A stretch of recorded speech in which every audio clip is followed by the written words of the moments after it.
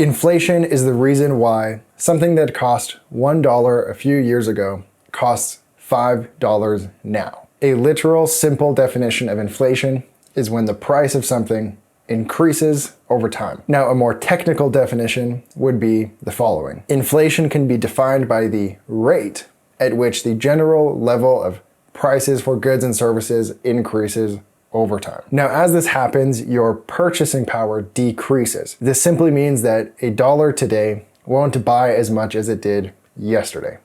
The value of your money has been lost to inflation. A really simple way to think about inflation is just tracking the increase of prices. But prices increase or inflate for various reasons. One reason prices inflate, or one type of inflation, is demand pull inflation. This is when demand for a good or service outpaces supply, and consumers start competing against each other, outbidding each other, raising prices in order to secure their share of the good or service. In the face of consumers competing against each other, offering more and more money for the same good or service, businesses will raise the price accordingly. They're going to sell their product for the highest feasible price offered by the top or winning consumers. Another kind of inflation is called cost push inflation. This kind of inflation happens when the cost of producing a good or service goes up. Like, for example, gas prices go up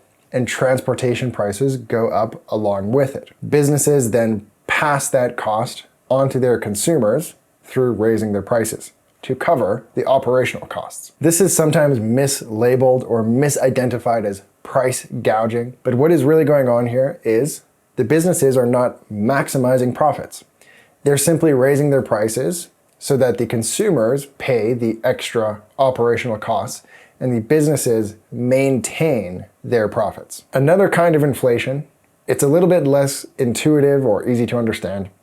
It's called money supply growth. This kind of inflation happens when there is too much money circulating within an economy. For example, everyone gets a bonus check or a government handout or interest rates drop. There's more money circulating in the economy, and that increase in liquid cash causes people's money to effectively become worth less. To break the money supply growth concept down even further, we can imagine a simple scenario. Let's imagine there's a small community on an island. On that island exist 1,000 bananas. As well, in that community, in that economy, there are $1,000. Then the amount of money on that island doubles, perhaps through money printing. So instead of $1,000, there's now $2,000 on the island. Since the number of bananas on the island has stayed the same, the price for those bananas will also double. But why does this happen? Why can't all the islanders pay their usual $1 for their banana and pocket the extra dollar and have some savings? Theoretically, with a lot of cooperation, that could happen. That's possible. But what typically happens in reality is when people have an increase of liquid cash, they start spending it. They start bidding against each other in an economy and raising prices. Another way to think of it is like this. When everyone has more liquid cash, businesses, or the banana sellers in this case, notice and they react to that change. They notice that everyone has more money to spend. The supply has stayed the same, but with more money comes more demand. And once the businesses, the banana sellers, realize that people can spend more, they raise their prices accordingly to increase their profit. Now, for all of you out there who are like me and like to pick apart examples, yes, I understand there are holes in the logic of this example. This is not a real depiction of what really goes on in everyone's heads. It's not to say that if I give you $5, you're gonna run to the banana store and buy $5 worth of bananas. But the theory is the same. Generally, when people have more money to spend, they spend it. And businesses see that, they react to it, and they raise their prices knowing they can get more money from the consumers. So if you're caught up on the details of saying like, well, that wouldn't really happen, or I wouldn't do that, yeah, I'm kind of the same way, but just understand that this is really just generalities. It's really a theory. And in the end, on the island, even though there's $2,000 now, It's effectively the same as if there were $1,000 like there were in the first place. The amount of liquid cash increased, but the purchasing power of each individual on that island decreased accordingly. Another way to think of this, and this is a very common description of inflation, is there are more dollars chasing the same or fewer goods. Businesses notice the increase in demand, they raise their prices accordingly, and effectively it nullifies the increased cash. So those are a few different ways that inflation can happen. Now, I want to explain briefly how inflation is measured,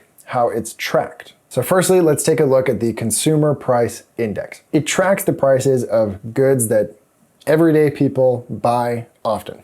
Things like food, eggs, bread, milk, cheese, bacon, chicken, a lot of common foods, as well as other common purchases like transportation or rent or mortgage. Then there's core inflation.